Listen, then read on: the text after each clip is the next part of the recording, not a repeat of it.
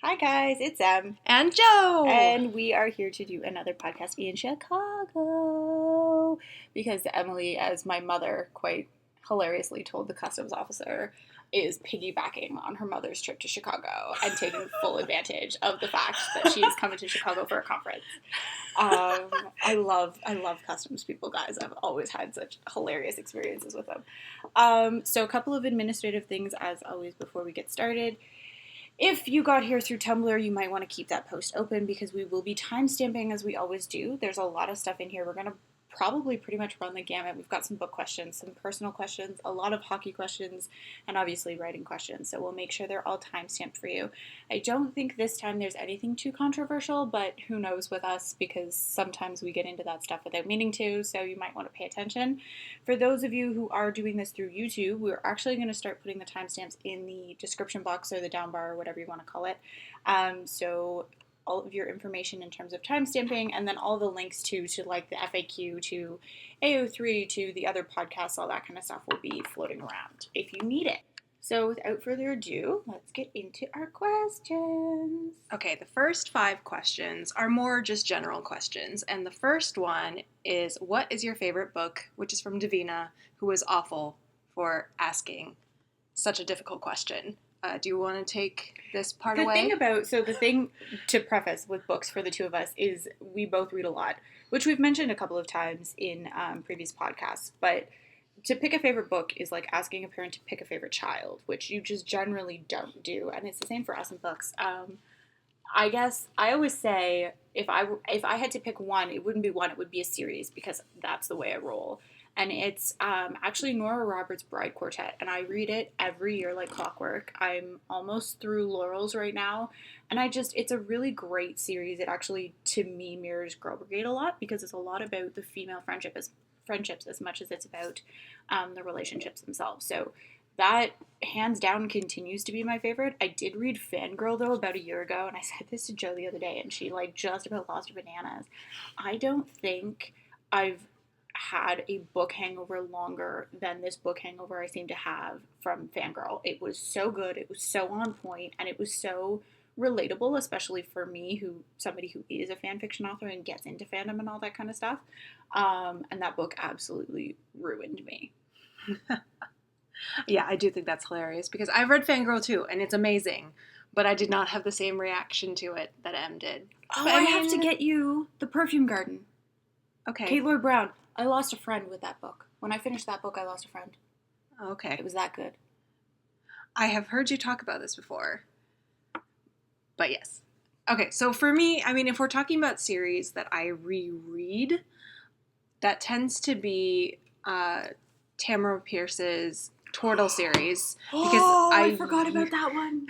Because I usually try to reread most of the series, particularly Dane and Kel's series, at least once a year or once every 2 years. Dane is the best.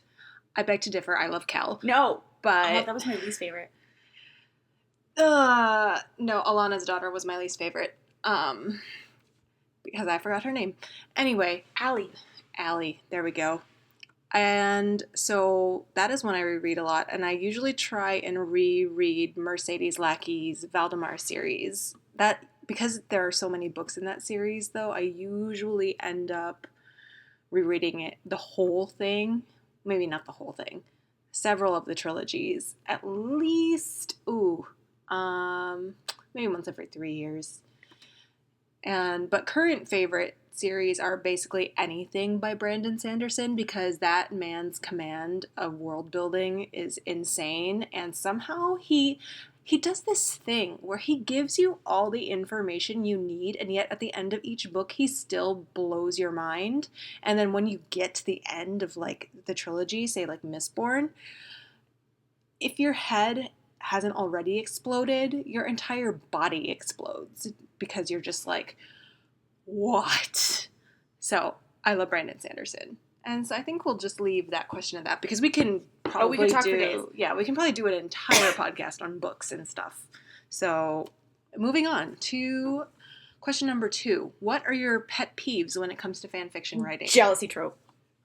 I've been sitting on that answer for 100 years. The jealousy trope is hands down, my least favorite thing. Now, I feel like I have to add a caveat, actually, because specifically, it's the jealousy trope when there's miscommunication involved. Normal miscommunication, where, like, the two in question are kind of just not communicating with each other about how they feel. Like the fake relationship trope always has miscommunication in it. I love that version. But jealousy brought on because somebody can't get the balls to just sit down and be like, okay, what the hell is going on? I can't stand it. And that's especially true with love triangles, which I don't know why I keep reading YA, because it's all in YA. But then, like, a not tropey one is, that's twofold. I'm really picky about formatting. So, like, if it's one giant paragraph and I can't focus and I can't read it, I can't stand it. But the other thing is easy grammar errors. A typo or two, totally fine, but I happen to be very particular about my grammar and grammar issues. If there are very, very big issues that jump out at you, inevitably I have to close out of the window. I can't do it. Yeah.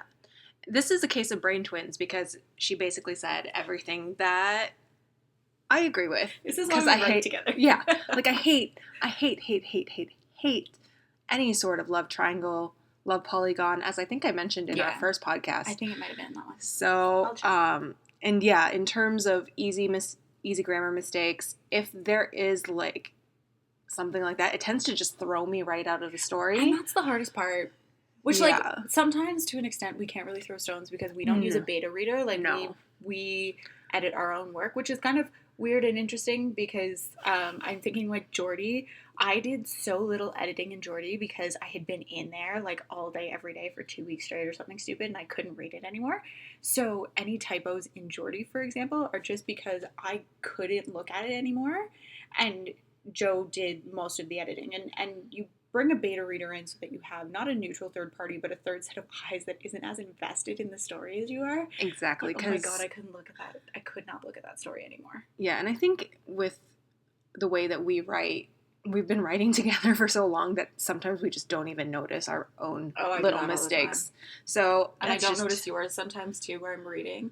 And I found that in Connie, when I went into Connie for the first time, there were so many little mistakes, but I'd been out of it for so long that it was easy to see them. Yeah. But then, like, I go into Brenda and I'm like, this looks good. Yeah. So those are the pet peeves. And so for question 3 is, how long have you guys been writing together? Was hockey what started off your collaboration, or is it something that's changed fandoms? We actually answered this question in the first podcast, and we're not going to go into detail because, like, that whole story of how we met via fandom is really fun, and Emily will probably timestamp that so you can get the full story. Yeah, but long story short is we've been writing together for almost 2 years now. Yeah, Nano. Yeah, Nano so almost 2 years. And hockey was what started off our collaboration, but we had been basically poking each other at our separate fandoms. Yeah, in terms of writing together, it's hockey. We haven't written anything else together. I keep trying, specifically for Power Rangers. I keep trying, but neither of us are comfortable enough with the characters in the new iteration to get there yet. Yeah, we'll see. If we do, it'll be a different pen name anyway. I couldn't do it under Won the Trade. We'd have to do it with our individual pet names and just co-author it. Probably. So yeah, that's question number 3. Question 4, separately, what fandoms are you into? Have you guys written fic solo, and can we have the links? So, and we'll answer this question for real. We have answered it in a previous podcast, but we aren't comfortable giving pen names out to anonymous users. If you would like our pen names, we're happy to give them out as long as you sign in and you send us a message. We're pretty protective of separating. I always joke it's separating church and state. Yes. In terms of, we have our own individual writing, and we've influenced each other's writing, but at this point they are very individual. And then we have Won the Trade and Close Reverse, but, like, that's an entirely different bowl of wax. So if you'd like, sign in or find a friend who has a Tumblr account and can sign in and ask. We're very easy about giving it out. It's not a problem. We just don't like giving it out anonymously because we don't want it published on the blog. Yes. Please see previous answers for fandoms. Yes, we've written fic solo. I counted on fanfiction.net once when I was using that more often, and I think I was at like 2 million words in like 15 years. Now 15 years. So all of you new writers out there that get really intimidated, please be aware, like, I know I've been almost writing for 2 decades, and I'm pretty sure that's a very similar answer. Yeah, no, we also covered this in the Yeah. first one, is that we've basically been writing, like you said you were 8, I think, 8. and I was in 10. 3rd grade. And for me, I posted my first fan fiction when I was in middle school, and that since has been taken off of fanfiction.net because it's so hideously embarrassing. Oh, God. So again, yeah, just keep writing, young writers. Please do. Because if you, We want more I mean, fic. yeah, you say you love our writing, but it took us a long time to get to where we are now, and it's Oh my constantly evolving from there. And even today, like I said to Joe the other day, there's a scene in Connie that I really want to get right, and I've written it probably the better part. I think I told you 5, but in reality, it's probably the better part of 7 to 10 times because I was just not happy with it. So don't think too that we just word vomit onto a page and it's beautiful. Oh, hell no. It's really not. There are things Joe hasn't seen for Girl Brigade and stuff because I can't publish it. Yes, and vice versa. And vice versa. So, yes.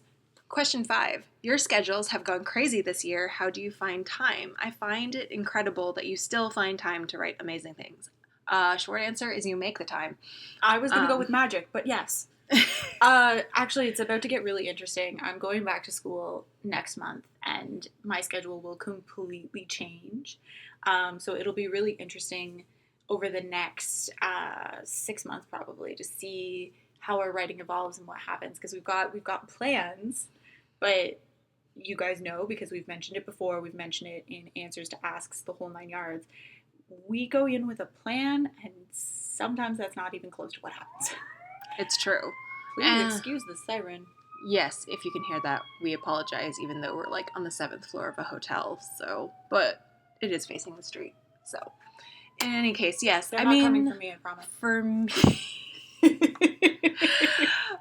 For me, with when it comes to finding time, I don't know. Yeah, it's just I've always tried to find the time, even when the urge to write is not working, or rather the muse is not working, which has been the case like the last 2 weeks, except I did word vomit about like 1,000 words into Brenda, which was wonderful. She word vomited heartbreak, by the way. Yeah, so get ready for the angst.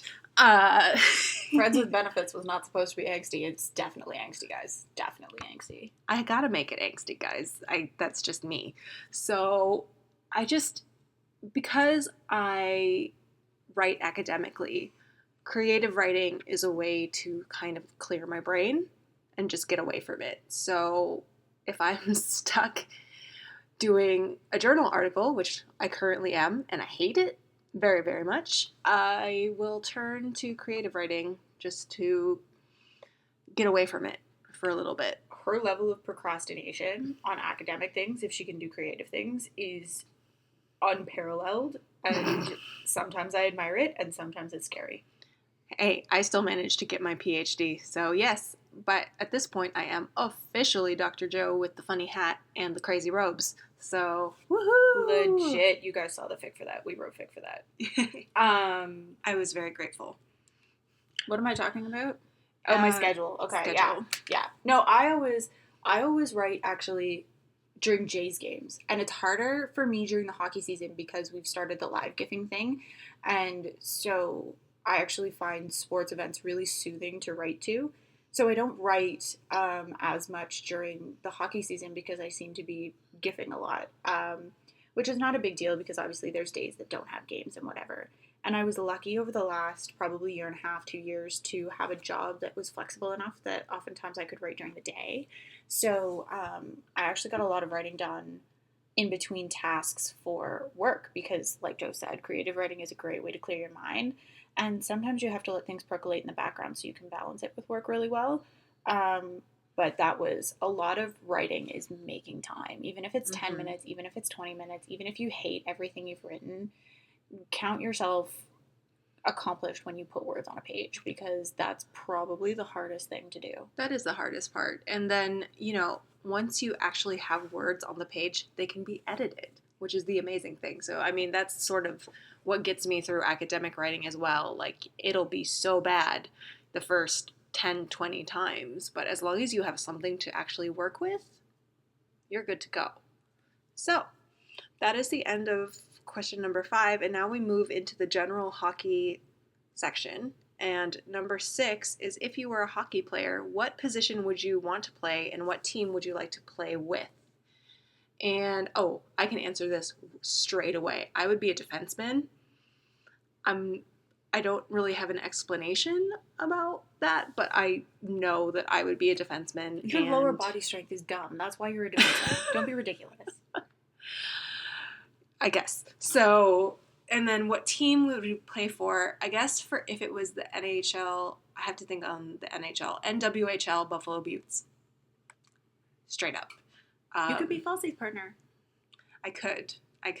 She can be the small and I can be the tall. Except I'm not that tall. No. But compared to her, I am tall. Compared to her, everybody's tall. Yes. And so I will hand that over to Emily while I think about what NHL team I would probably play for. I would be a winger. We talked about this, which is funny because I think back to soccer, and I was a sweeper when I used to play soccer, so the furthest back defender.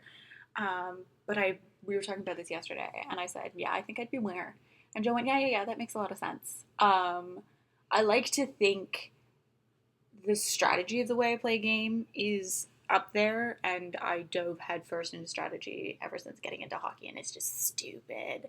Our group chat is lit with strategy stuff, especially right now because I can't stop debating the Leafs and Oilers rosters to save my life, just because I'm so fascinated. I don't know what team I would play with. I think I'd want to play with a younger team. Like, I think I'd want to play with an Oilers or a Leafs, or actually Arizona would be really fascinating to play with right now.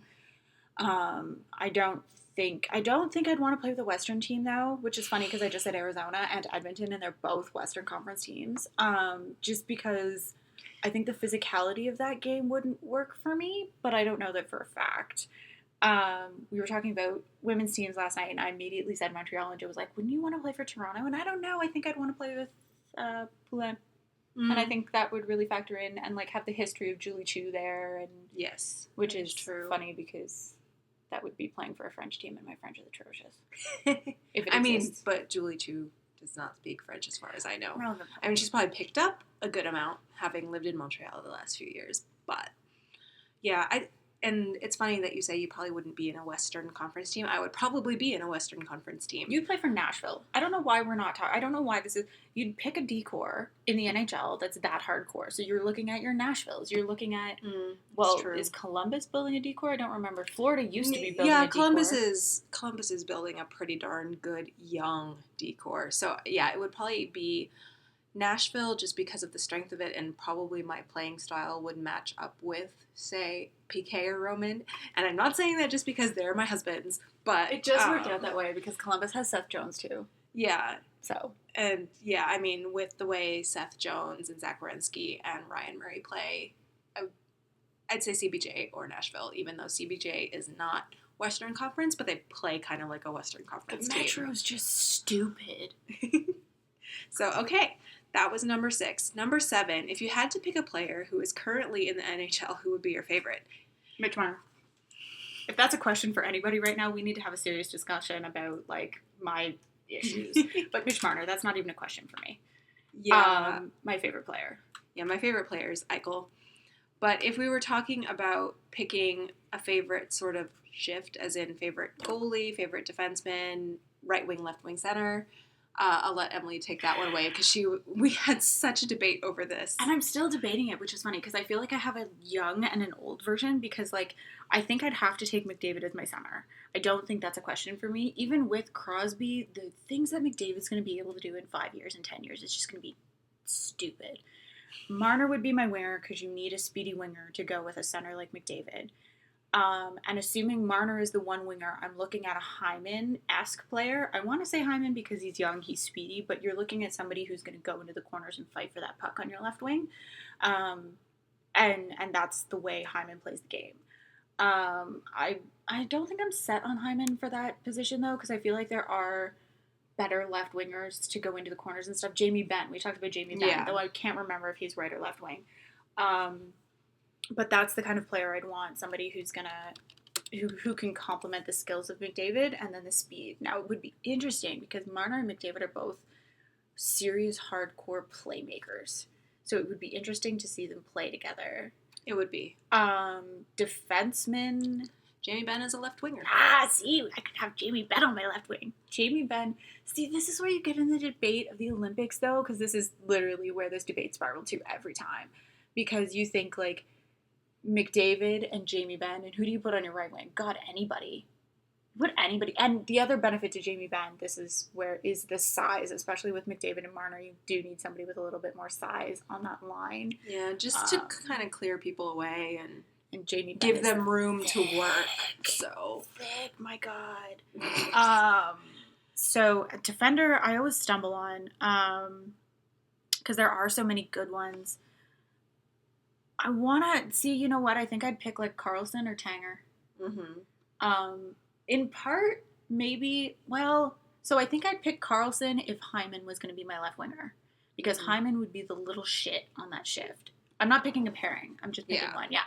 So I think it would be Carlson if I was going with Hyman. If I was looking at Jamie Benn, it would be Tanger, because you want somebody on that line who's going to be a little bit of a shit.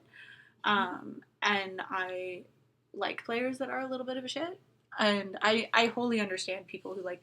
The reason I fell in love with Patrick Maroon is because one of the first games he played as an Oiler after getting traded from Anaheim, he picked up the game puck because he knew that Anaheim kept all of their game-winning pucks. And he took it to the dressing room with him. And I went, I'll take that one. I will take and love that one. And then it turns out, like, he's done so well with McDavid. Yeah. And he's not supposed to. Like, that is not a player that should have been playing as well with McDavid as he is. So. It's true. It's true. Goalie. Yes. Goalie. I said Freddie last night, and I still really like Freddie, but see, this is the other debate we had. Are we picking on personality or skill? Because I think if I'm picking skill, I'm looking Price or Holtby. I did say Talbot last night. I like how Talbot plays the game. But if I'm picking, like, Freddie Anderson, if you ever need the most entertaining glimpse into the other side of Austin Matthews, follow Freddie Anderson on Instagram, because he just gives you the most wonderful memes ever. And I'm pretty sure he's responsible for at least one picture where the caption should very much be album dropping in 6 months. And those are the greatest pictures with hockey players, because they do it, I swear to God, without knowing they're doing it. It's true. Okay, so I did not put as much thought into actually creating, say, my perfect line from favorite players as Em did, because if I did, I would still be thinking about it. Therefore, I am. So I'm just going on, and I'm not going on personality either. I'm just going by who are the players in these positions who just take my breath away every time I watch them on the ice. So in terms of goalie, I love Marc-Andre Fleury. I love him so much. The Penn's done him wrong, guys. He'll make a great cornerstone for Vegas. It's true. But I love the way he plays. I love just how many risks he takes and how he will just stand on his head for days when his defense falls apart in front of him, which unfortunately happens quite often. And so the way he loves his goal posts. Yes, no one loves the goal posts the way Marc-Andre Fleury loves the goal posts. And Fave D, that would be PK Subban. No ifs, ands, or buts. The way he plays defense, just, he is that offensive. Yeah, he's the literal epitome of offensive player. Like, it's so great how he just knows when to join the rush, and he skates so well, and he handles the puck so well, which is not something you tend to think of when it comes to defensemen, but you can tell, like, you watch him, say, in the corners, like, damn that edge work. Okay, so sometimes he's a bit like Jake Gardner, where you want to hit him with a fish, but yeah, he's a shit, but I love him. Well, so favorite right winger. Did you pick a right winger? It's Martins. Oh, okay. It's Martins. I was like, who? Yeah, no, Martins just every time he steps on the ice, you're just like, what even with this child? I can't wait for them to come back. Yes. Left winger, Johnny Gaudreau. Is he left? Yeah, he's left. Oh, I just learned something new, kids. He is just, again, he's one of those ones where he picks up the puck and you're like, good luck catching him. Oh, man. Good luck catching him. And he's just so skilled. He's so skilled. And I've been doing those Team MA Tuesday gifts, and so I Mhm. watched all of the World Cup of Hockey Team North America games again, and it is the same. Like, watching him it's just stupid. It is very stupid. And center, I gotta pick Crosby. You do. Again, He's just still the know best in the game. he's still the best, and he just, again, it's one of those things. He pulls off stuff on the ice where you're just like, how, and then also he's a shit. The little tip-in thing he does ice. at the side of the net, like, I feel like you should know he's doing that because you should always have somebody then at the corner of the net, and then sometimes you still have somebody there, and somehow the puck magically makes it into the net, and you're like, what? Well, it's just a thing where he has this unbelievable sense of space, where he knows exactly where his wingers are. Yes. And good luck getting him off the puck. Yeah, actually, he makes these passes, and you just go, how? Magic. So, can we see Crosby play on a line with Marnes? I feel like that would be just ridiculous. Could be interesting, yeah. That would be very, very interesting. Make it happen, All-Star Game. No, please. As long as Austin Matthews plays for the Leafs, Marner's never going to the All-Star Game. I'm sorry. And I hate saying that, especially as much as I love Marner, and you better believe I would think about looking into tickets if Marnes were to make the All-Star team. But to be honest with you, as long as you're pulling one from every team, yeah, I'd bring back the draft format, please, or at least just East versus West. I mean, the 3-on-3 format, I get why they do it because it's more dynamic in terms of watching it. But I miss to watch. I miss hug checks. And I just should still be a thing. Yeah. I mean, PK did it to Connor McDavid this year's All-Star Game. Funniest things I've ever gifted in my life. And the NHL Awards where they did the Teen Dreams, which I still, to this day, I'm still upset. They missed the epic moment to be able to use Connor McDavid. And I'm so upset. Because I think they used Connor McDreamy instead, and in hindsight I'm sitting there going, you had access to Tumblr, you have enough people around that you have access to Tumblr, and none of you thought McDavid? Really? We need to... I was so upset. Yes. Okay, so number 8 is, did any of the rookies take your fancy, and will they be making an appearance in your stories? Well, not for GB, unless it's maybe peripheral, just because we put the cap, I put my foot down. We're not adding to GB. No. But that's been a rule for the better part of 6 months to a year. So, but in general, did any of the rookies take your fancy? Yes, I fell in love with Kyler Yamamoto. Give me Nico Herscher all day, every day. Yeah, adorable as anything. And Cody Glass is another one for me. And then Jarrett Anderson-Dolan, I think. LA Kings prospect, which is part of me is like, God, I don't want to cheer for the Kings. But he's a good egg, too. The only one I think we've debated putting into any universe and might pop up. It kind of depends on how the rest of GB turns out. But we're still, and this is a question later, I'm pretty sure, debating the Nico Nolan situation. Yeah, so we'll leave that for later. Yeah. And sort of as an addendum to this rookies question, some of you on Tumblr may have noticed that we've been talking about Emily's Wayward School for Hockey Sons, basically her orphanage. And I have a habit of adopting rookies. She does. And so one of our mutual friends in real life said that Emily is not allowed to adopt sons into her orphanage unless she can list their birthdays.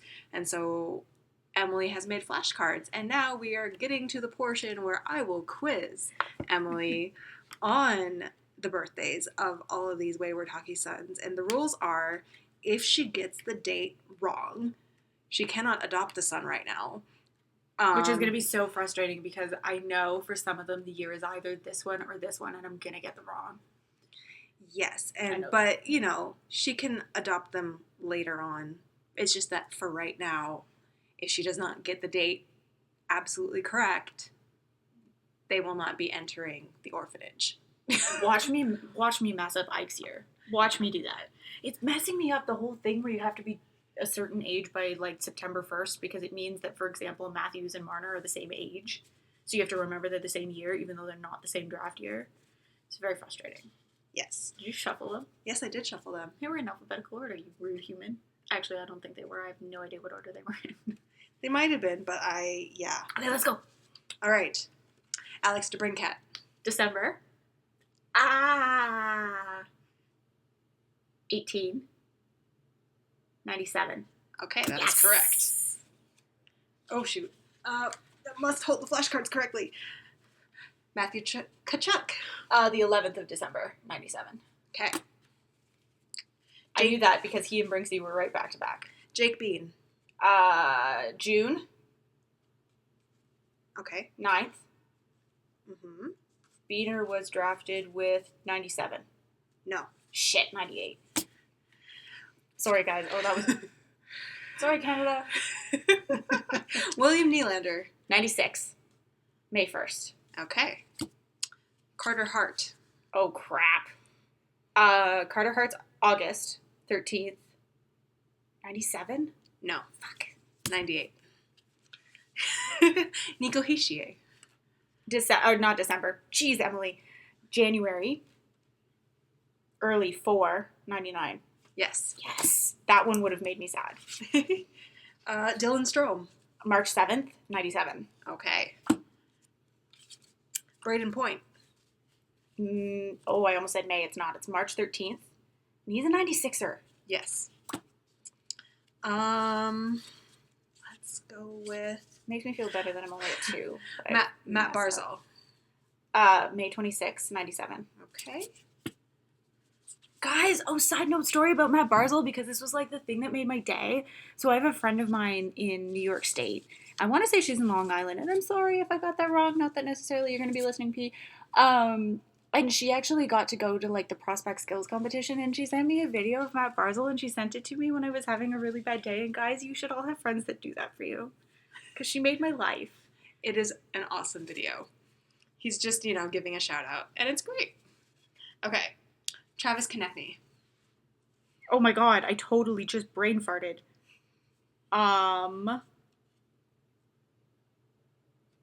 TK's March 11th?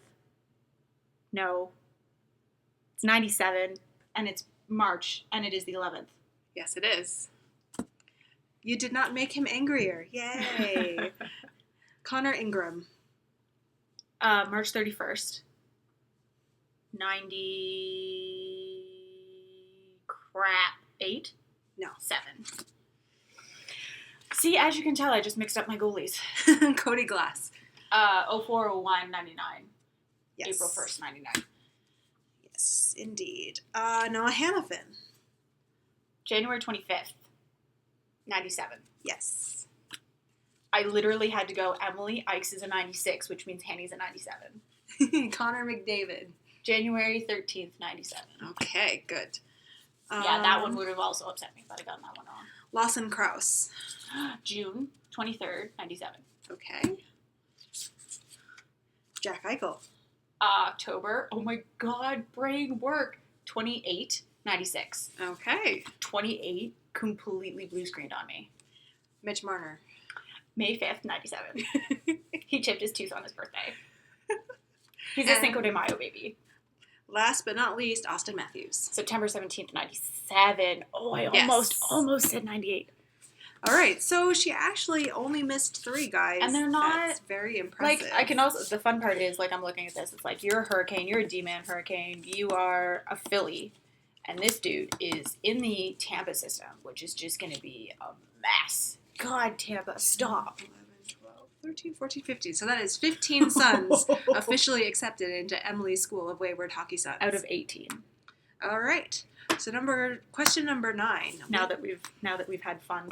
Yes. That was fun. Not that we're not having fun. No, but we're having great fun. That's hilarious. That's a good percentage. That's pretty good. So considering I started studying a month ago. Yes. Number 9. What do you think about the Golden Knights roster? I still think that it's a roster you could wipe your butt with. I'm not convinced that they're done. I'm not convinced that... it does seem incomplete. So, there's been some interesting talk about it. Like, there's some, like, Belmar is just a snatch for them. Like, that's going to be so good. They've got William Karlsson. Leipzig, I don't know enough. Marcia So, though, had a great year with Yager. Mm-hmm. James Neal is on the list. And James Neal's amazing. But the interesting thing that they were talking about ages ago is around the concept of Vegas really building through the draft. And if you look at the number of draft picks they have in the next couple of years, it's just for sure. ridiculous. They have made some really, really canny trades, which super impressed me during the draft. Yeah, and though they 100%, like my brother said at one point, he's like, never have I seen an NHL expansion tipped so heavily in favor of the new team. Oh, it's true. It is true. They want this to work really badly. So, yeah, it will be interesting to see how the season goes. I think that's going to be the big one. Like, I'm not convinced that they're done if they can make trades. I'm not convinced that the roster that you see is going to be anywhere close to what they actually ice in the new year. Mm-hmm. Training camp is going to be interesting. Prospect camp is going to be interesting because they've got some good young dudes coming through the system. Cody Glass is one of them. Nick Suzuki is going to be interesting to watch. Yes, that's another child that I was like, ooh, I may or may not adopt you. Yeah. So I think it is very much a wait and see approach because some of those players, like, it doesn't seem like they were, when they picked the expansion, that they were actually trying to pick a team. Yeah. So I think it's definitely going to be interesting for their coach in terms of working with what they have. I want to know how many rookies make the roster. Yes. Because the team is just not a team. Yes. And give them 3 years, though. Yeah, we'll definitely see. And I just want Flower to do well. Flower's going to do well. His backup's Picard. Can you tell that? Captain Picard? Yeah, right? Picard. That's how I remember it. It's not the captain's name. Okay.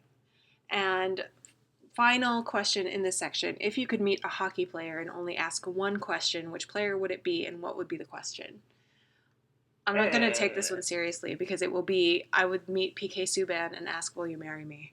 And I'm kind of not taking it seriously too, but it would be a matter of like meeting Mitch Marner, which I should have asked him this, except I shouldn't have because that would be ridiculous. I met him at a Jays game.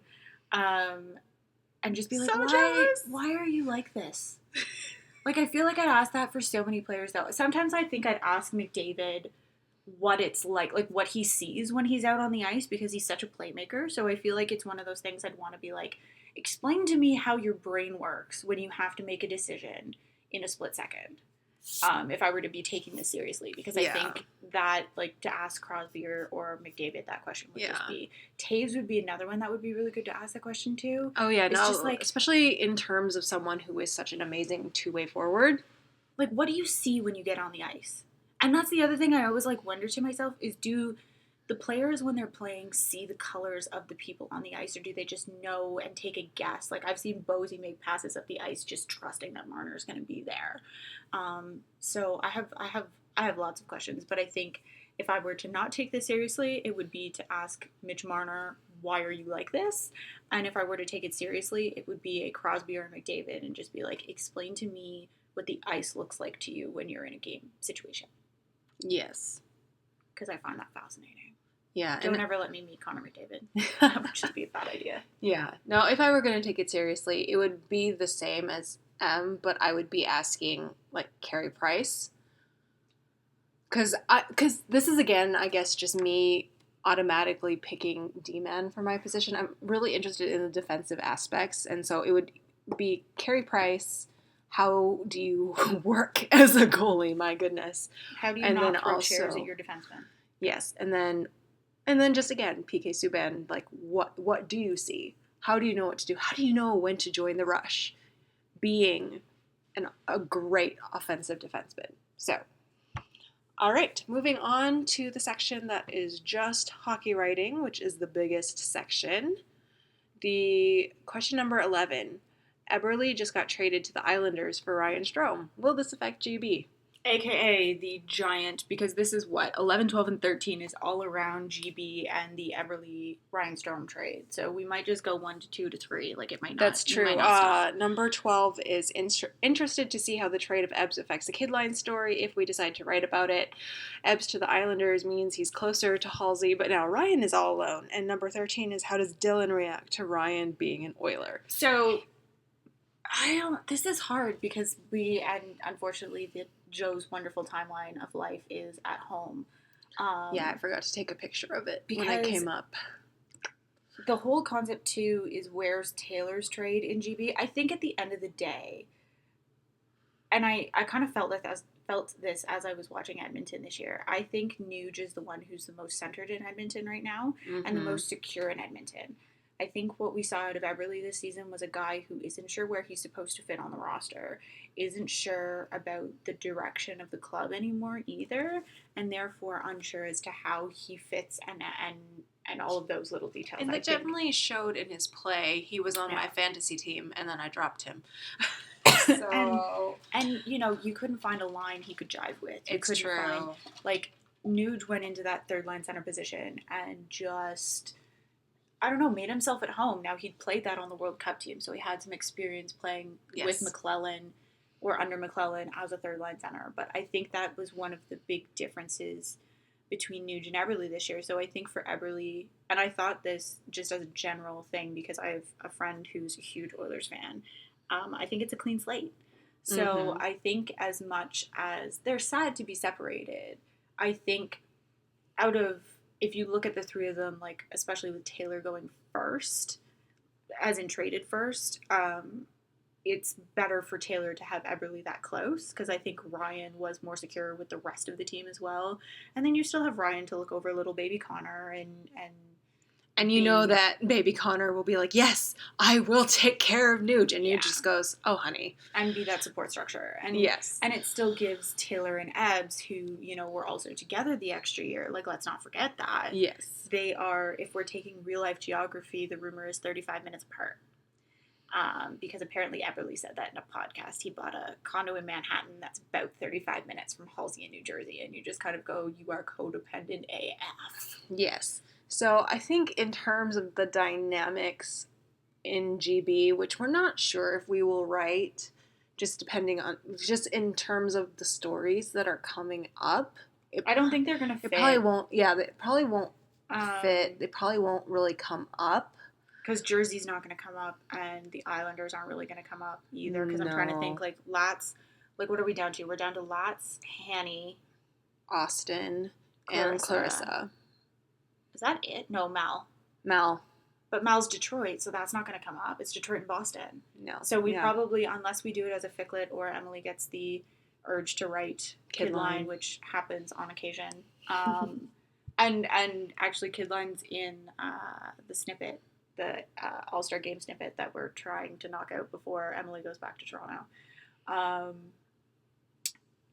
But as for Ryan, in terms of Dylan, Ryan as an Oiler, I think to me, that post that came around sums it up so well, where McDavid's like, give me Strome. The Edmonton Oilers are like, what can we give you? And he's like, give me Strome, and they trade for Ryan Strome, and McDavid's like, wait. Not that one. I don't know enough about Ryan Strome to be able to say anything about Ryan Strome in particular. I did not watch enough Islanders games. That is the same over here. A John Tavares issue. I need to start watching them again. He's freaking fascinating. I think overall, it's good for Dylan to have both Connor and her brother in the same place. Mm-hmm. I think it's also probably a little bit sad because, you know, you don't necessarily get people around you all the time, and especially for you're traveling all the time as a player. So the unfortunate thing is that means that Dylan doesn't have anybody in New York now that she's like friends with or buddies with that she could go out with. Like, she could go out with her team. Don't get me wrong. I'm not in by any extent of the imagination trying to say that she wouldn't want to go out with her team when they're in New York or anything like that. But, and there is a distinct possibility that Marcia will kidnap her. But, you know, when it comes to Marcia, that's always a kind of terrifying prospect for the rookies. And that's the Rangers and not the Islanders. So no.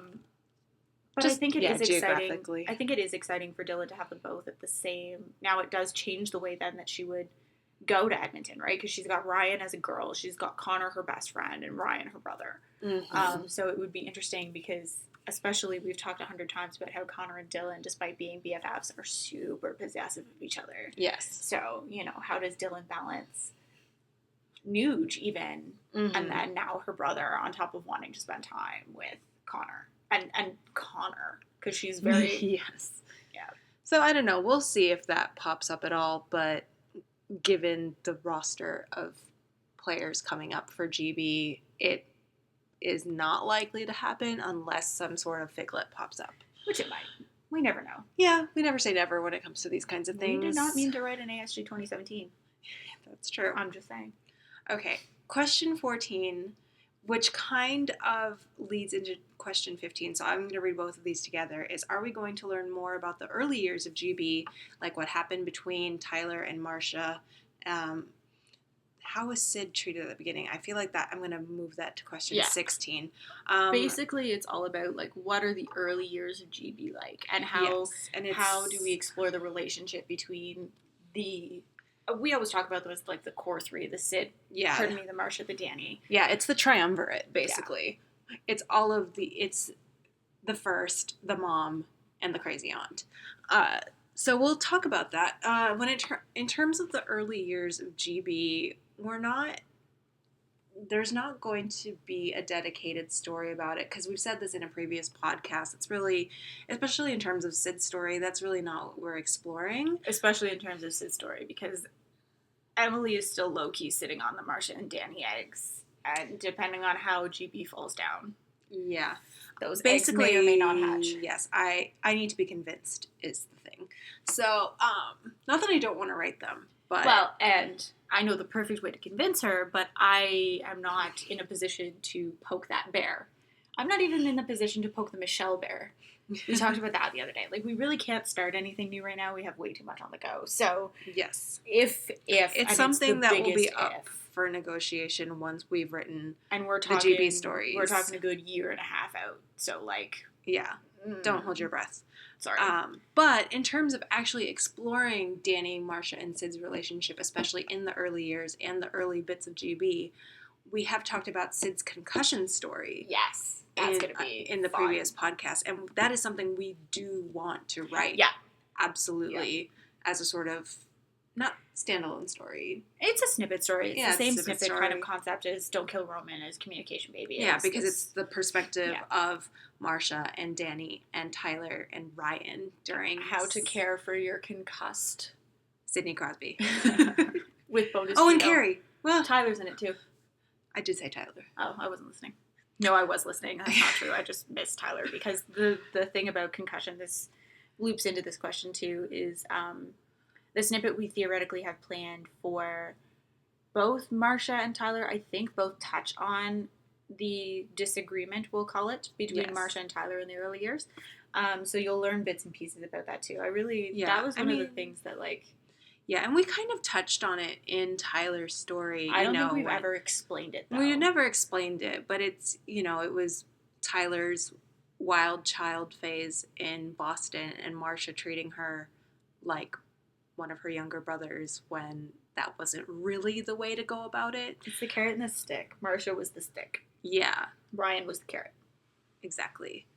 So that will definitely be explored more in the concussion story. And I think that's what we've got before 14 and 15. Now, I'm still poking Joe. There's actually a deleted scene from Sid that is Sid and Gino meeting for the first time. Uh-huh. That I want to put up at some point. Not right now. No. There will be nothing new that isn't something we're already working on until after September at the earliest. Yeah. These things need to be negotiated. But so ASG and Brenda should both, in theory, and if the muses function, by the end of September, both should be posted. Not at the same time. That's ridiculous.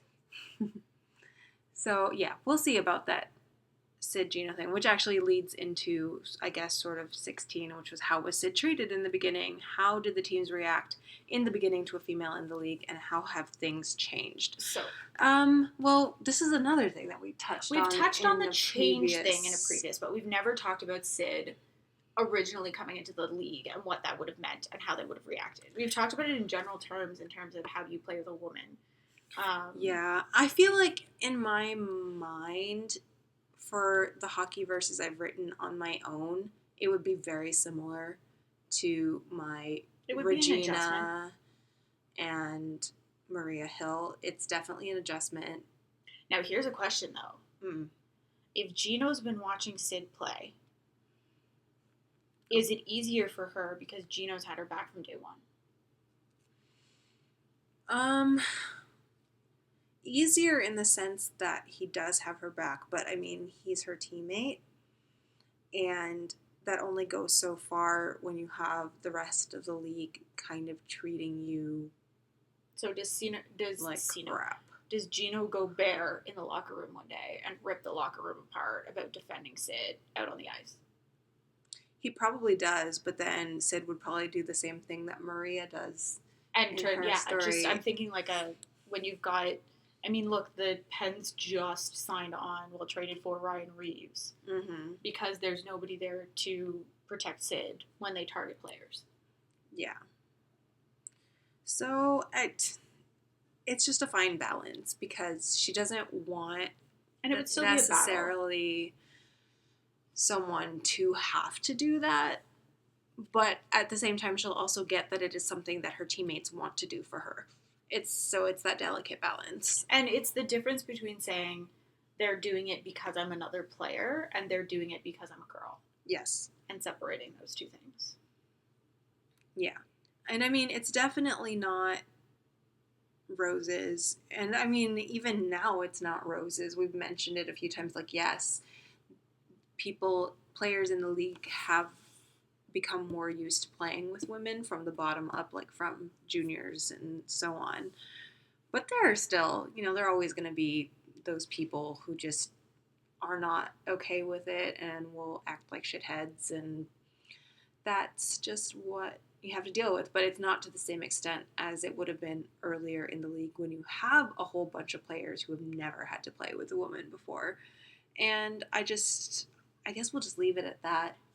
It's changed for the better, but it's not perfect. We also don't necessarily talk about it that much, because that's kind of the low-key benefit of not writing a Danny or a Marcia, is we're not really looking into those early days of the league. We have these vague headcanons around it and what it must have been like, and yeah, especially with your two hockey verses, I think my brain uses them as the basis as well for how ours worked out.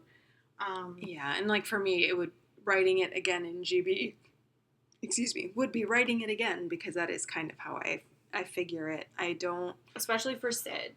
I think Marcia and Danny, we can alter enough that it wouldn't be like writing Sid's story all over again, but... Yes. So I hope that answered that question. Question 17. Sometimes we don't actually have a headcanon for everything. No, which is surprising, considering how much we live in this universe. Considering we saw the most adorable little girl yesterday when we were downtown, and Joe looked at me and went, "That's Stephen Roman's kid?" And I went, "Yes." Oh my god, she was adorable. It was just this whole combination of this girl in the cutest dress. She had face paint on and butterfly headband. It's just that is their daughter. Anyway, before we go down that rabbit hole, question 17 is, how in sync are the Sedin twins? Are they still as wonderfully, eerily on the same wavelength on the ice and off? Yes. Did Henrik ever play without Danny, or was she always on the Canucks with him? Danny is my favorite character so far, and will she get her own story in GB? And I'm admittedly a little sad that it's still Femme Danny in closer verse. Are you working on anything that will bring us Femme Henri? I guess it would be maybe Henrietta. I don't know what you also pronounced that super French, bud. I mean, yes. I don't know what the Swedish equivalent to Henrik would be. I mean, the Swedish feminine equivalent to Henrik would be. Swedish fans, please let us know. Readers, Both. You could be Swedish fans and Swedish readers. I know. I just I'm didn't okay want to with be that. like, our fans. You know what I mean? That seems a little, see, I just went with fans pumping in us general. up. No. I meant like fans of us. Any case, sorry. So we already answered the story about Dani getting her own story up in the air. Did Henrik ever play without Dani? He did, because this was before Sid. He was drafted. We're going with when Henrik Sedin was actually drafted to the NHL, and he was drafted in the same place, and it was before Sid came to the league. So Dani played on her own in the Swedish leagues, which in our GB canon are integrated. The European leagues are integrated. Of course they are.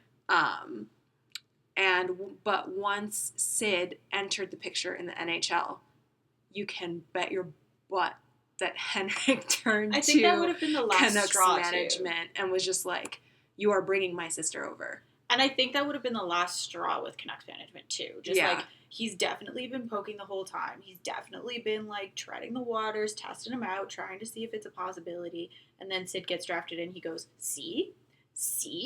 Yeah, so they have no excuse once Sid is there. So it's like, but the rest of it, and we've touched on this in an earlier podcast, we do try and keep the characters in GB, whether they be male or female, as close to what we know the characters are like in the NHL. So yes, Dani and Henrik would be just as telepathic as they are now. They would be just as dynamic. They'd be just as crazy to watch. They still enter those crazy quiz shows and answer oh my god, the tiebreaker question with exactly the right difference between them. Yeah. Bless. Yes. No, they are very, very much in sync. And we've noted that in the few times that we've written Henrik and Dani together in GB. Like, they have that connection. Like, Dani acknowledges that no one knows her the way Hank does. No. So Never. And we would never, ever take away from that. No, it's kind of a cool dynamic. The concept of it is a cool dynamic, I should say. Yes. So we'll see. We shall see. All right, number 18. Nolan, Patrick, and Nico Hischier. I know you're not going to put them on GB because you already have a lot of girls to handle, but for you, if you ship them, who would be the girl and how would their trope be? I don't know. No, we actually debated this during the draft because obviously, I looked at Nico Hischier and went, that one. So we've debated it. And also their pre-draft stuff is just really cute.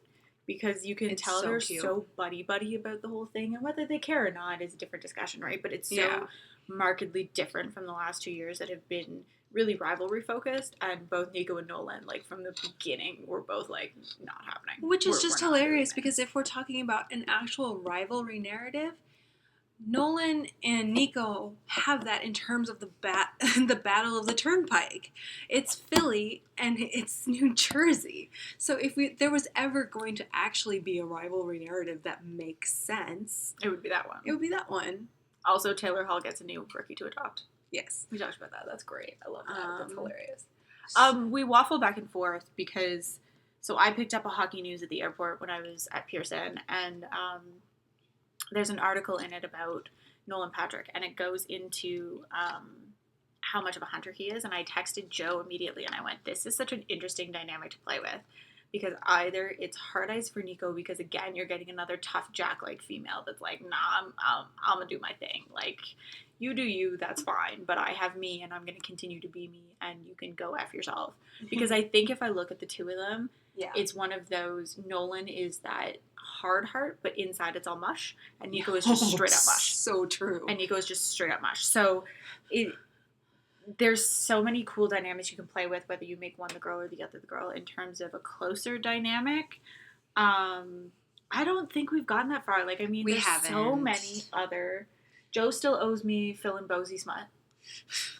I know, I keep popping up with these little headcanons, but the muse is not working with specifically Phil me. and Bosie. Like, we have how many different bloody damn couples, and she keeps coming Phil and Bosie, and I'm sitting here going, soon? I'm trying, guys. She's trying. I'm trying. It's not working right now. And that's okay. That happens. Hell, I wrote a huge chunk of Connie for the what is technically Closerverse, but Closerverse is an AU of an AU. It's complicated. There's a web. It's fine. But I ended up writing a chunk of that when I should have been writing Brenda or Sid, but I couldn't do it. So I wrote Really Angry Jack and Very Soft and Mushy Connie. Yes, which is great. Oh, it's so much fun. It's great. But yeah, so we haven't really thought about that. And so I guess we'll put that on the back burner for now. Maybe it'll come up in another podcast. It'll be one of those things where we're not thinking about it, we're not doing anything, and then all of a sudden, boom, we've got the entire trope, we've got the entire storyline, we know exactly what's happening. Exactly. That happened when Shannon and I wrote your congratulations on your doctorate smut. Way, which was awesome.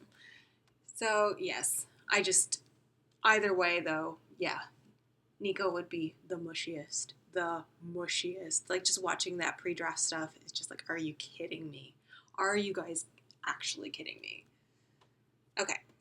19. So this came in, like, probably a few days before we actually dropped the Willie Cappy smut. Yeah, this was a great moment in my life. So it's... 19 is who are Willie and Cappy and what do I need to know about them before the next Closerverse story drops. We're sorry we didn't answer this before we actually dropped it, but we figured it would be great to address in the podcast too. We'll hand it over to Em. Yes. Okay. So Willie and Cappy, they are the Leafs. So William Nylander and Kasperi Kapanen. And they routinely break every social media platform that exists. One, because Willie is just really pretty. And two, because Kasperi Kapanen seems to be allergic to shirts. So I have a girlfriend actually out in Calgary who is a Leafs fan because she was born and raised in Toronto. And that is all we text each other back and forth is Leaf stuff. And, you know, shirtless Cappy comes around her Instagram and it ends up in my text message thread with her. Or today was Connor Carrick. Guys, if you ever want entertainment, follow Connor Carrick. Seriously and honest to God, he's better than even Mitch Marner because he just loves his dog a lot. And he loves his now fiance a lot, and they're really adorable, and it's kind of disgusting, but it's hilarious. And his adventures of a pseudo food blogger. Oh my God, that was the one so I showed. He was on his Snapchat, and he's like, it's something about a green smoothie, and at the end he says, "Love your part-time food blogger." And I texted Aaron immediately, and I went, I would read the F out of that food blogger. Are you kidding me? But back to Willie and Cappy. So it's one of those things where they played on the Marlies together, and that was where their bromance really started, and they played that up. Now, I think Willie is just allergic to any sort of discrimination. Like, Willie doesn't care. The level to which Willie cares about anything seems to be so negative. It's just, he's just Willie, and you honestly just sit there and you go, yeah, that's just Willie. That's just Willie. Willie is the one who knocked frickin' Hank on his butt when Sweden won Worlds this year. Which is Willie was the one who at the Christmas fair was just rocking the Ferris wheel thing back and forth while Hyman was going, no, there is a sign that says, do not rock the car. And Willie's just going, wee! Willie is the one who had, in that same episode of Blueprint, all of the girls come up and the three other guys are like, we're just gonna stand over here. Because they're all here for Willie. Because they're all here for Willie. So, they're very entertaining to follow on Snapchat and on Instagram. Willie's been posting a lot with his brother Alex recently, which is an adventure and a half. But they're fun, and that one in particular is a cool little trope that I like because Cappy just teases. That's her thing. And especially since Cappy is Finnish and Willie often plays for the Swedish national team because he's Canadian by birth, but his father is Swedish, so he holds dual citizenship. And he plays with Sweden, which is a smart thing to do if you ask me, because we were debating the Olympic roster the other day. And like literally the Canada Olympic roster is just stupid. Because you're looking at it and you're going, okay, if you pick this person, you can't pick this person. And it's like, okay, but can you not pick that person? So Willie made the right decision in terms of choosing a separate country to play for.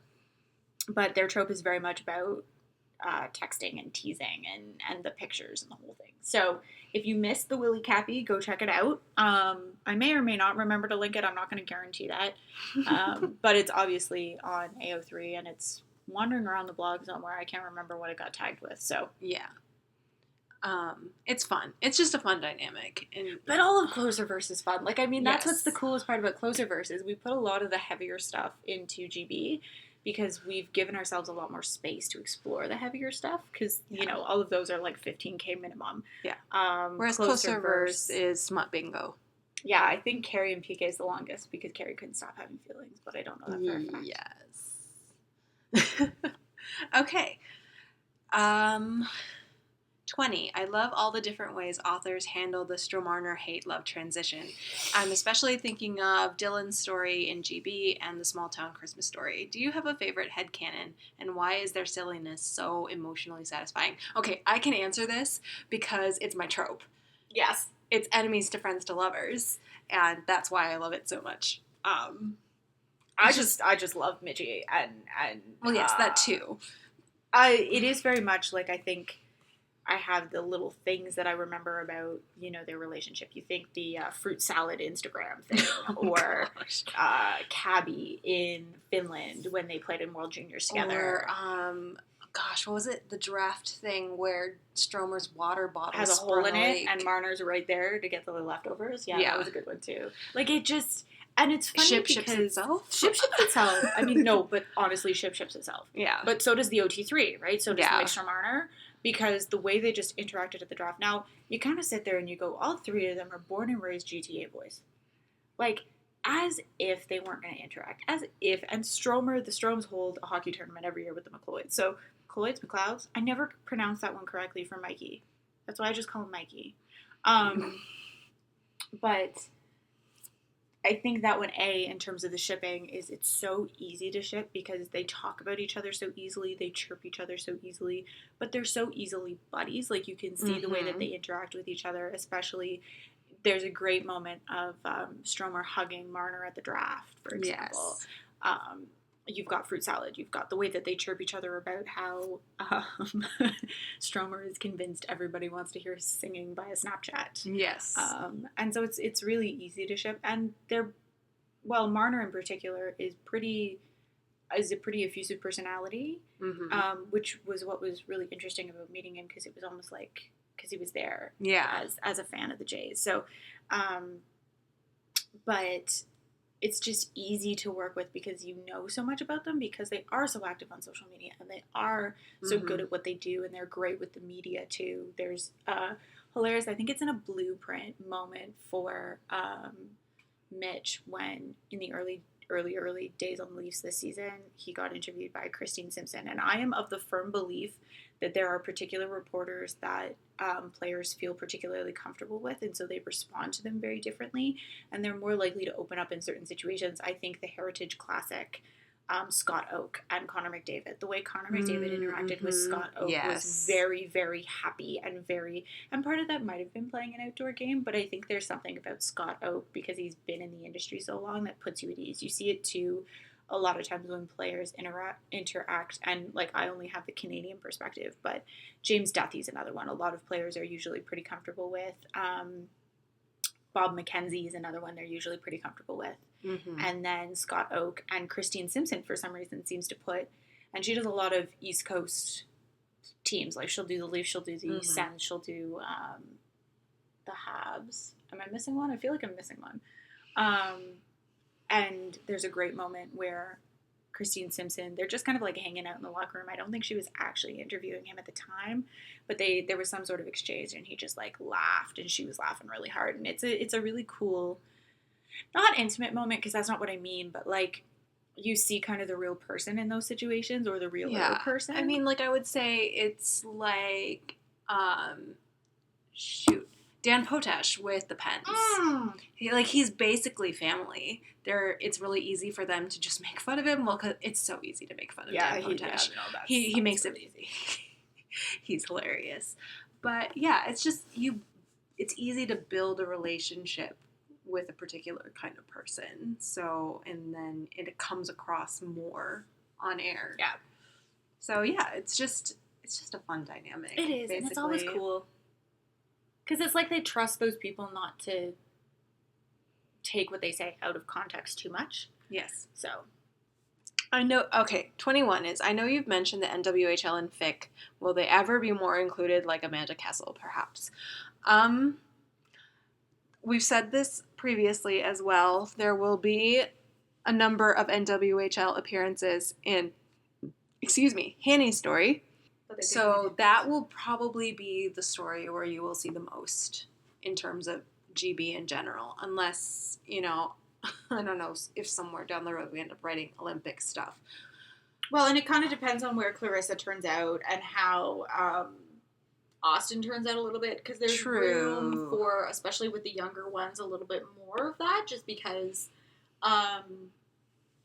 the integration becomes more of a thing. I mean, even the women are a little bit more prominent in media right now. Hanny's is definitely going to be the one where you're going to see, they're very prominent in that. We might be able to swing some Clarissa because she's in Buffalo, so we might be able to swing some in Clarissa, especially because she's there with Jack.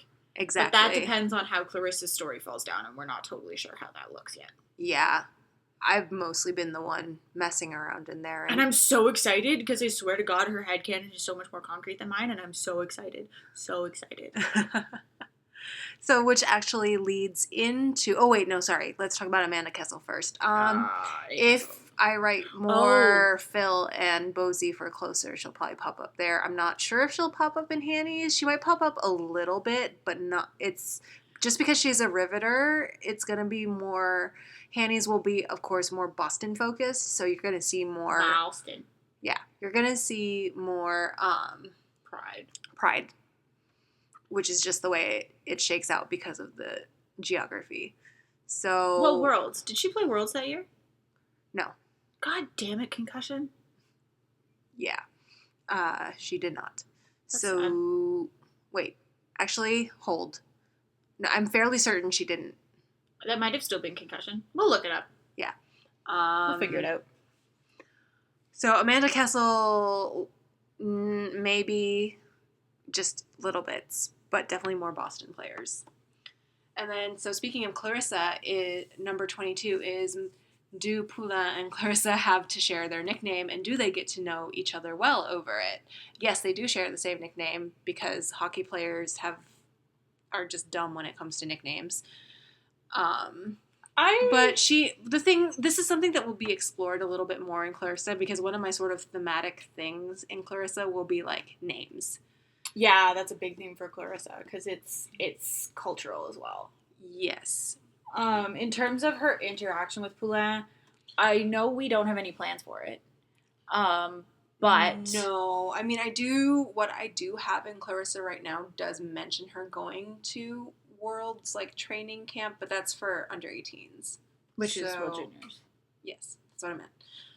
No. I'm brain farting. No, they do the U18s, U17s, and I always mix them up, so I have to have the tournament in my head, or I can't remember which one to differentiate. So I assume that their paths will cross. Their paths probably cross. Whether we write it is an entirely different thing. Because if they cross, it'll be Worlds. I can end this literally, guys. I'm sorry. I cannot for the life of me internalize this information in my brain. Is Olympics integrated? No. So conceivably Olympics too. Which is something that we've kind of played with, but we probably will leave alone in terms of whether the female NHL players can go to the Olympics. Yeah, that's something to figure out. We're still tooling around with that one. Yeah. And it may not even come up anyway, so. All right. Which actually leads into number 23. How do the international women of hockey differentiate? So the way it works is that the women have a choice, and we've said this before as well. They can pick between playing in the NHL, the NWHL, the CWHL. Mm-hmm. The thing is, just the way NHL schedules work, we've kept women's worlds and things like the Four Nations Cup and all that kind of stuff where they are in real life. So NHL women do not make it to those tournaments. So the only time that NHL women would manage to play with their NWHL, CWHL peers, it would be at the Olympics. Just because Women's Worlds takes place in, March or April. usually. Now, one of the things we haven't decided or talked about is how juniors corresponds with women's worlds. No, we have not talked about that. And then does that mean, for example, World Juniors, women playing, like women are not eligible for World Juniors? Because we said international is not integrated, basically, right? No. Therefore, The only thing that was integrated for GB was the World Cup of Hockey. and that's an NHL event anyway. Yeah. So that doesn't count. So basically, IHF events are separated. Yes.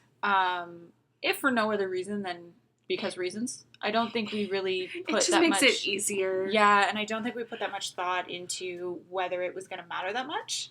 Because the Olympics would be integrated, so there's your IHF, and it just, with scheduling and stuff like that, no, the Olympics is not integrated. Mother effer, listen to me. Ignore me. This is what I'm saying, guys. I told you off the bat, I have the hardest time keeping this straight.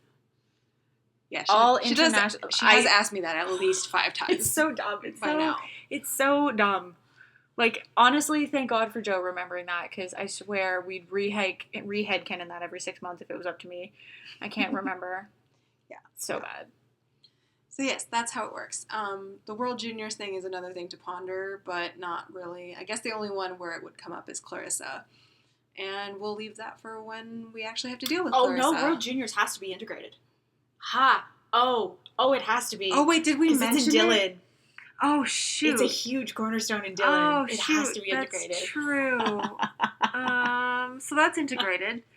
Yeah, see, we can't keep track of all of our headcanons, guys. It's fine. Just look at it this way. Juniors is ahead of the game. Yeah. Because it doesn't, quote-unquote, matter so much. Mm-hmm. And World Juniors is often used as a tryout for the NHL. Yes. Like, that's a big place where scouts go to... I'm almost due for my second coffee, guys. To look at players and whether they get drafted. Yes. Into the NHL. Okay, so we'll just leave it like that. Moving on. 24. Is rookie Steph just adored by older GB? Yes. Of course. I love these questions. I do Steph love is these just questions adored by sometimes. everyone. Yeah, she's the where princess. Like there's no waffling on the answer. It's just Yeah. like yes. Yeah. That's there's no ifs, ands, or buts about it. If you don't like Steph, there's something seriously wrong with you. Literally, the girls will wonder about your sanity if you don't like Steph. Yes. Which is why, it's funny when I'm thinking about Jordy, where she's like, I love this girl, but I will not subject my team to her because they will just completely fall for her, and there will be nothing that I can do about it. And I'm really just doing it to preserve them. Yes. She's so big-hearted. Yes. I say with only a tinge of sarcasm. So, yes. 25. I feel like Latz would wear Louboutins. Like 99% of the time, she will wear comfy clothes, sneakers, flats. But when she does get dressed up, she gets dressed up. This is my favorite debate. This is my favorite debate. So this was an answer to one of the most recent GB Aesthetics posts that I put up. Because one of the pictures in there was a pair of Louboutins. And the reason why I chose it was actually just for the nail polish. Just because the Louboutin nail polish looks awesome because it's got that spike on it like the heel, and that's just a very Mike kind of thing, and I figure she'll definitely rock red nail polish, and I was like, I'm not sure about Louboutins actually. And the thing is, she's best friends with Steph, who is the fashionista, will go shopping for days. So I have no doubt that Mike has ended up in Louboutins at least once because of Steph. But I think that's also a very accurate depiction. It's very much like there is Latz, who is all normal Latz, and then there's 2 charity functions a year, for example, that she goes the whole 9 yards. Yeah, and I mean, she gets help on it. Oh yeah, because she can't do it herself. No, she can't. Less, but like no. So yeah, no, that's true. It would be like Jack. It's not like Tyler. Like Yeah. Tyler has her shoe closet and her dress closet, and Jamie makes fun of her 24/7 for it, but that's just who Tyler is. And I think Latz is one of them. Who else have we talked about in that respect? I think Austin might have been another one we've talked about in terms of is very low-key, but when she goes big, she goes big. Yeah. Jack, we said wears flats. Sid doesn't. Sid. Yeah. Sid is Sid. Sid. Then again, I have problems where I forget everybody in GB whenever I have to think of these things. Yeah. Um, Well, we'll just leave it at that. Like those are the ones who we do have, that. Yeah, we've talked about bits and pieces. I think a lot of them mostly understand. Like, there are a few of them that are as girly as sex, and I use that term. Like, Ryan would be more. Actually, you know what? We've answered this. Have we answered this, or am I just talking about a conversation that we've actually had? Because it's a spectrum where, like, Ryan is more the seg side of it. Sid's, like, the opposite end of the spectrum, almost. This wasn't in a podcast. It's probably something we just talked about. God, we're smart. Mike will definitely then also completely dress up. Space. Yeah, exactly. And actually, that's a scene. It is a scene, actually. So, yay! You have that to look forward to in Let's. 26. How do Jack and Connor handle Canada Day and July 4th celebrations? I.e., do they celebrate with the McDavids July 1st and then drive or fly to Boston for the 4th? How much chirping does Davo get for either one, wearing a Canadian flag bathing suit on the 4th, chirping from Jack and Noah, etc., or 2, wearing an American flag bathing suit, chirping from Mitch and Dylan? Is there a GB party for both holidays? This is Shannon, by the way. Hi, Shannon. That's Shannon's question. That's why it's so detailed and nitpicky. We love you. Well, it's detailed and nitpicky too because this is the epitome of me and Shannon. Joe is our median most of the time because because Shannon will start screaming "do or die" and Emily goes "die." Well, because you guys do kind of die. Yeah, recently. I'm sorry. You know what's funny is international sports is one of the few places I get seriously and aggressively Canadian about things. And I don't mean like the polite Canadian that apologizes every 30 seconds. I mean, Shannon goes, USA hockey is do or die. And I go, yeah, die, because you guys have sucked. And this is why Shannon and I have a moratorium on chirping each other's teams when they play each other in international competition. Yeah. We're allowed to chirp our own teams, but we cannot, like, I'm not allowed to talk shit about the US unless I'm pointing out something fairly factual. Like, I can't chirp the US just for sake of chirping the US. I actually have to be like, so that pass kind of sucked. And usually I get agreement in that respect, and Shannon gets very sad, but yeah. We watched a couple of Worlds games at the same time, and that was interesting. Yes. There was a lot of screaming at Ikes for getting penalties. Yes. Very true. I was usually asleep for some of these, because sometimes they were stupidly early in the morning, and as you guys know, I am not a morning person. No, not a morning person. But in terms of this, I think it kind of depends, I think, a little bit where they are in their relationship, because, like, these early days, it would very much be they text each other, like, and it wouldn't be, now, I think, this is my opinion. Okay. Connor texts Jack Happy Canada Day on the 1st. Yes. Okay? Jack doesn't text him about it. He texts her. But on July 4th, they text each other about it. Mm-hmm. Like, Jack responds to all of Connor's Canada Day messages, don't get me wrong. Of course. But in terms She responds to them by sending a lot of American flag emojis. But in terms of, like, July 4th, Connor's happy to wish her a happy Independence Day, happy to wish her happy July 4th, and all that kind of stuff. Yeah. But she definitely does not reach out on Canada Day. And then once you get into that position where they have the kids, for example, where the son falls asleep to the national anthem, there's a ficlet about it. There will be a link to our page of Fic. You can go find it. I think there's a piece of Jack that takes Canada Day almost personally at that point. Oh, yeah, for sure. Because her little boy falls asleep to the Canadian national anthem. And we actually talked about this yesterday when we were watching an open symphony rehearsal in Grand Park, which was amazing. Yeah, it was pretty cool. And we were talking about... We had flashbacks. Yes, we did have flashbacks. But how just the one occasion where Connor just cannot be there to sing their baby boy to sleep, and Jack absolutely will not sing "O Canada." So who does she call? She calls Auntie Dylan, who will never ever let Jack live it down. But Jack is just so personally offended by all of this. She's just like, why are these my kids? I mean, how is this my kid? Sorry. And it is one because the other one doesn't have an opinion on national anthems, we've decided. We talked about that the other day. Yes. But I think they both, like, their nationalities are very much a source of chirping for the two of them. But I think at the end of the day, Connor is Connor, and Connor, like, every version of Connor you see, he respects. international play for international play. So Exactly. he's not necessarily going to hold it against her that she's American. It's just chirping material for both of them. Yes. But I think in terms of aggressively celebrating a national holiday, Jack goes all out, and Connor, though, and I feel like this could be a closed reverse thing. That one year, you know, Connor sends her a picture wearing an American something.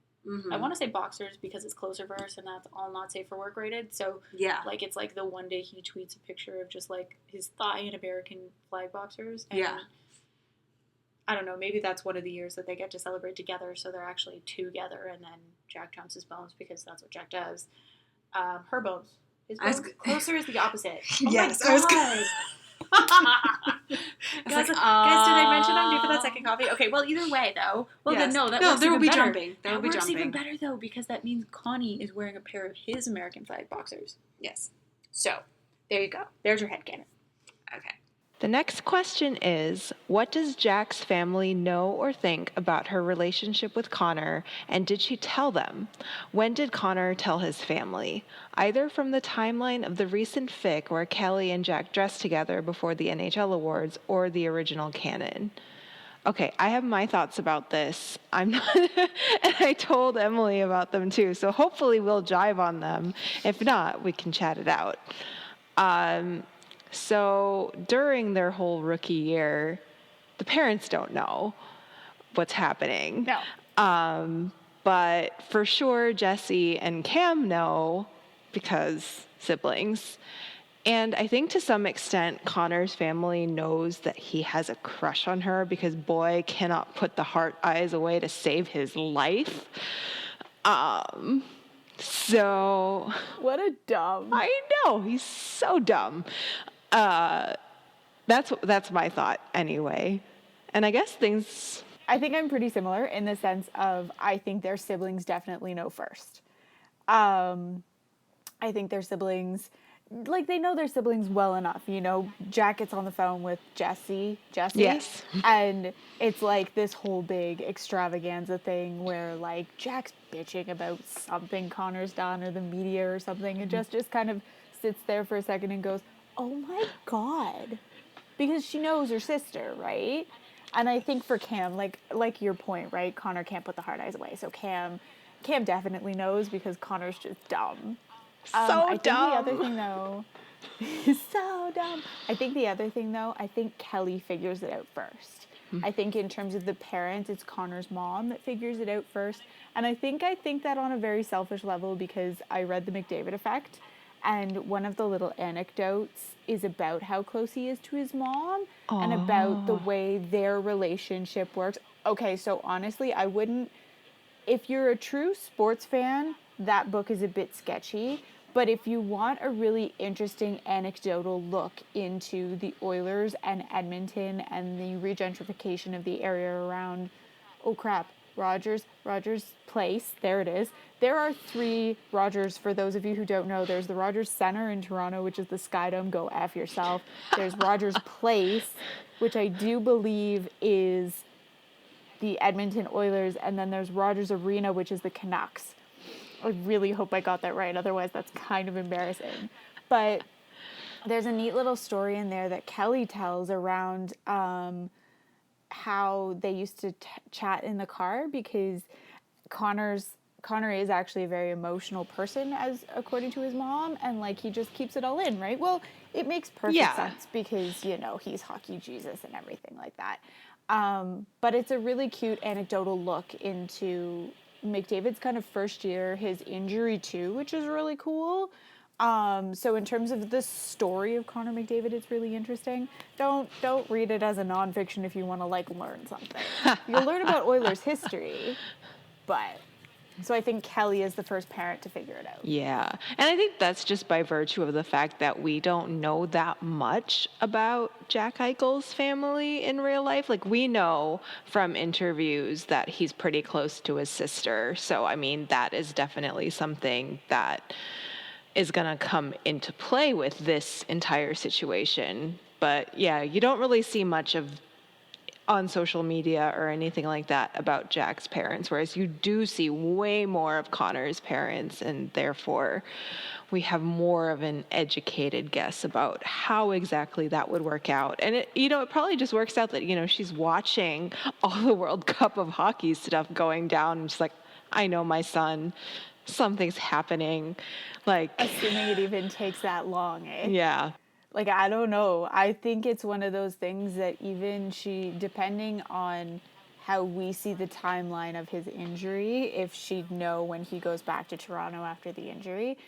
But that depends on where it all falls down and when he went home and like all those nitty gritty details that we definitely hand wave. Yeah. No, I think it's more that actually after the World Cup of hockey, she goes, so Jack Eichel. And of course, because Connor cannot tell a lie to save his life, especially to his mom, it's just like, yeah. And they're already together. Exactly. Or just together. Yeah.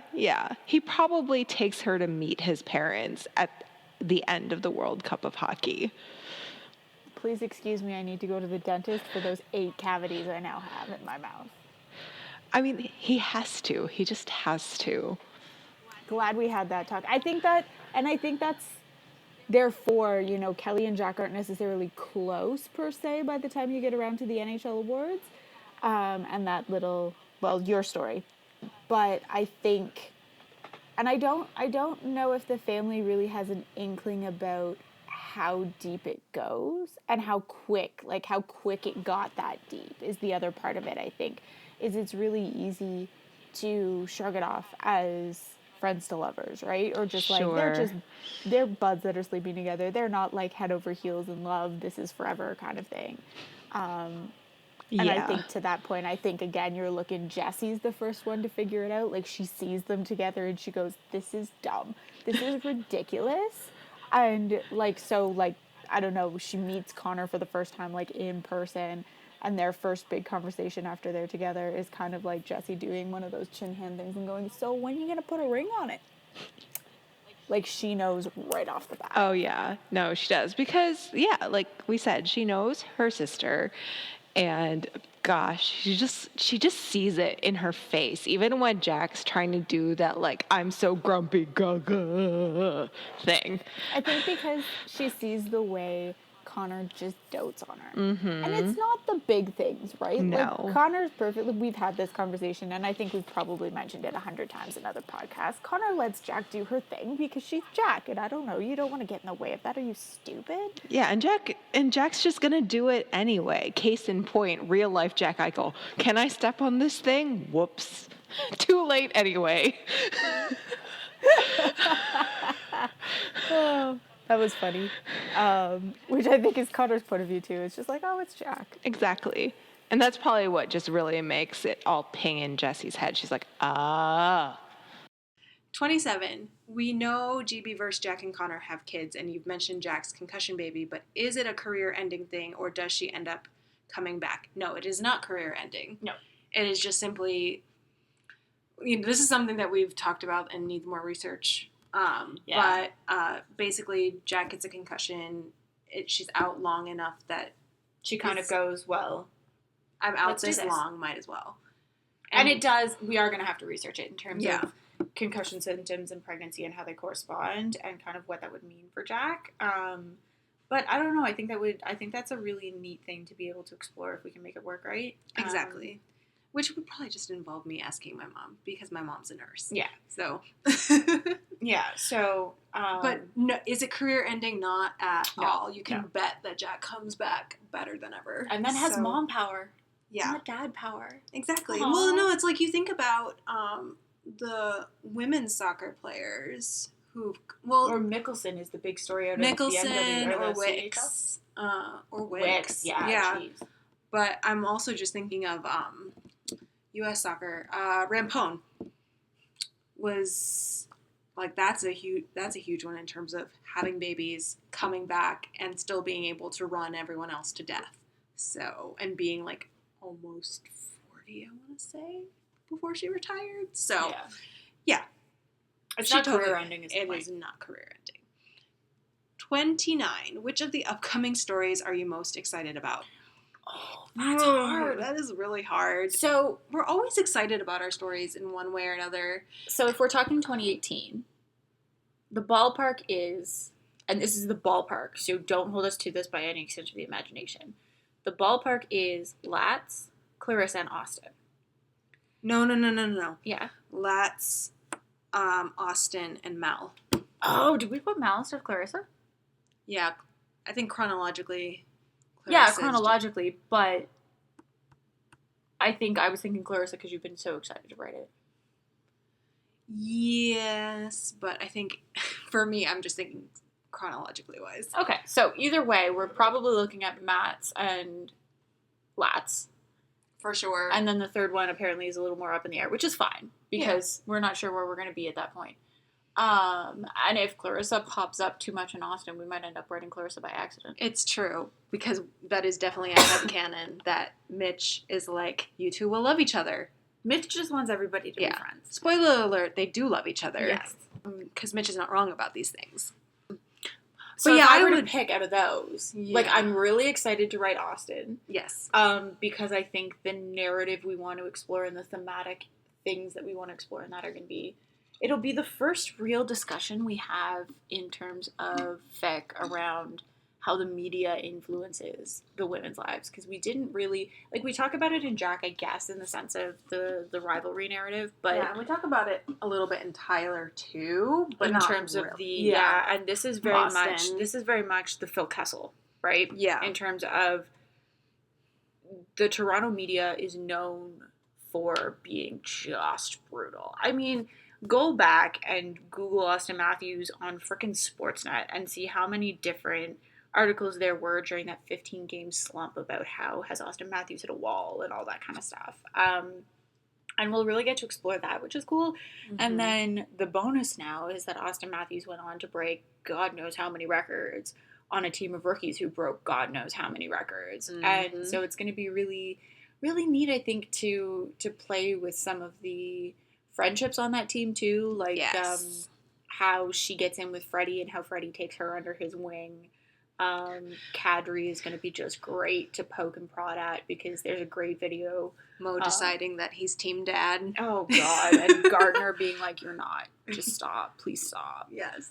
Except there's a cabbie, and I don't know if I ever showed it to you, but there's a cabbie presents with Kadri and Gardner talking about the rookies.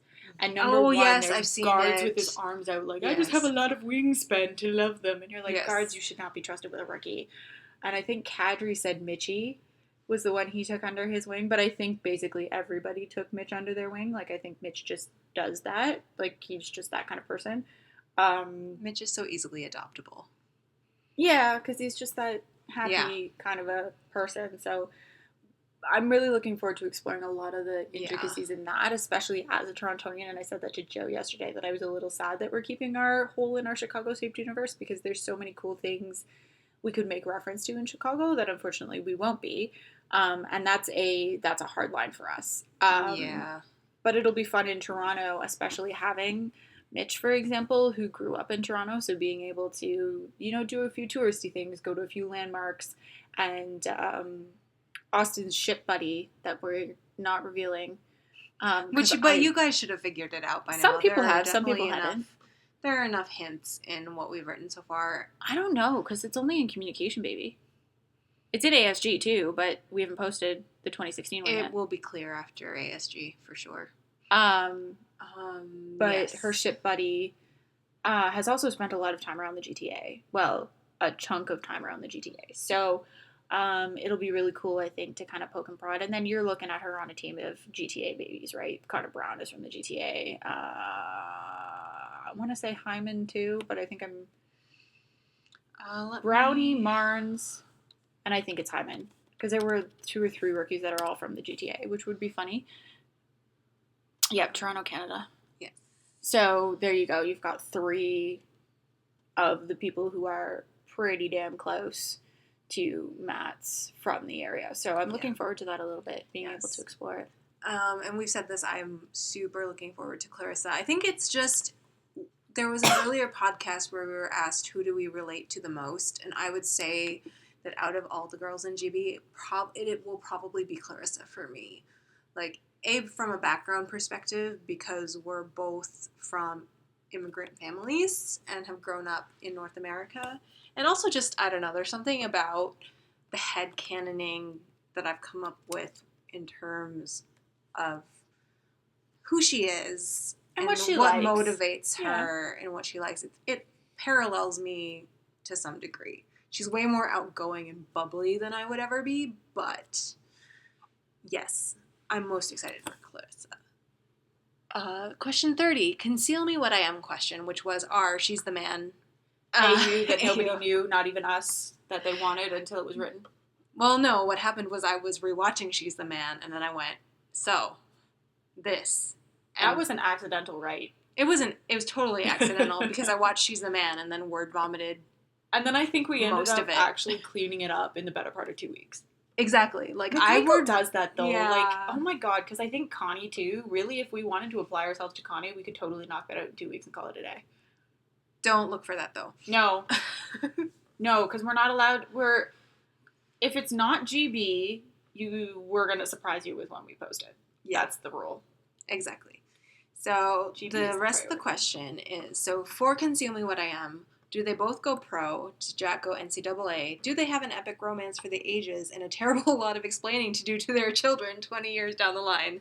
Do they split up when Connor gets drafted and Jack doesn't, only to fall into each other's lives when they most need each other? Come on, the romantics here need to know.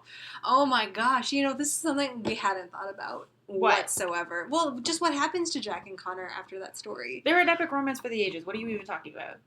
Well, duh, but in terms of how that happens. Oh, they just love each other a lot. It's fine.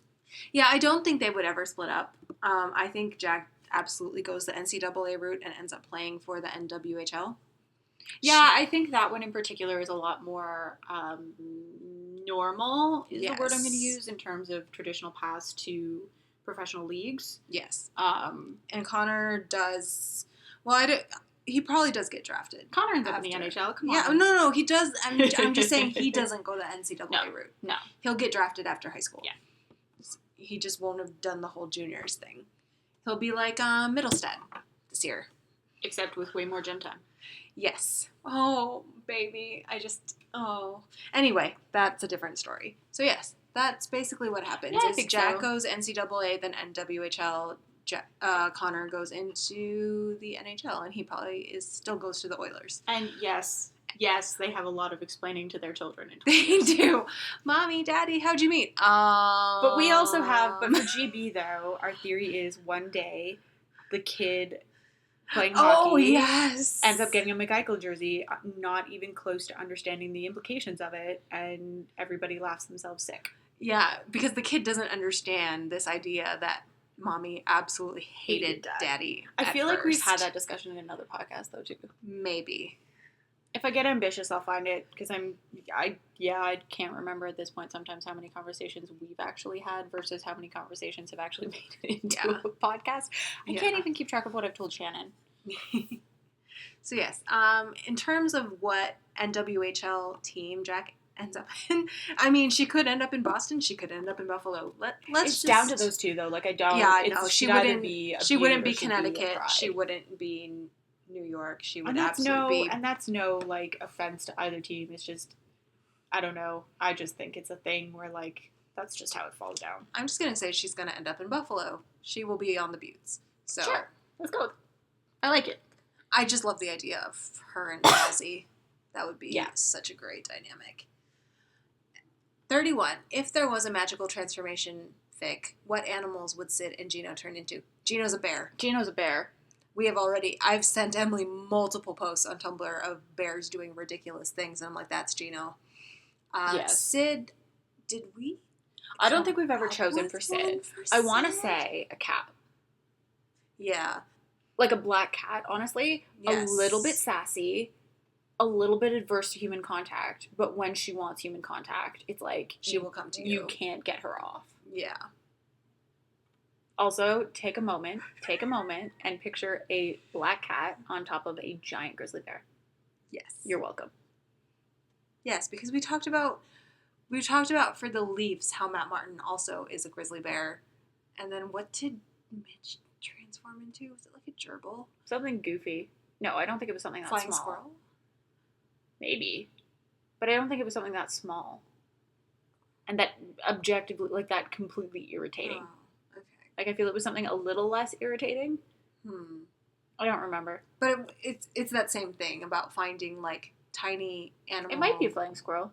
No, it was a ferret! It was a ferret. Mitch is a ferret. Mitch the ferret falling asleep on top of Matt Martin, the grizzly bear. Did we say Dylan was an otter? Yes. That's hilarious. A ferret and an otter. Take a moment. Take a moment. You're welcome.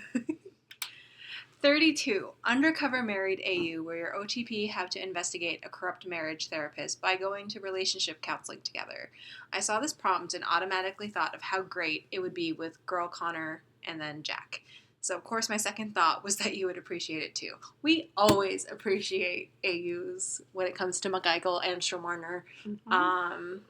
Also, this is our last question. So, hey, guys. Whoa. We've had 35 before, 32 before, and then Yeah. we had the whole lads issue last time, so we had to talk Yes. about that. That was fun. So, did we We talked about, yes, is the short answer. So we have a headcanon around Connor as a wedding planner and Jack as a lawyer. Yes. This would be Girl Jack. Yes. Girl and Jack is a divorce lawyer. And we've mentioned this in a previous podcast Yeah. as well. So that's kind of automatically where our minds went after seeing this prompt about... And then mine went to Spy AU, but I feel like I want a Stromarner Spy AU.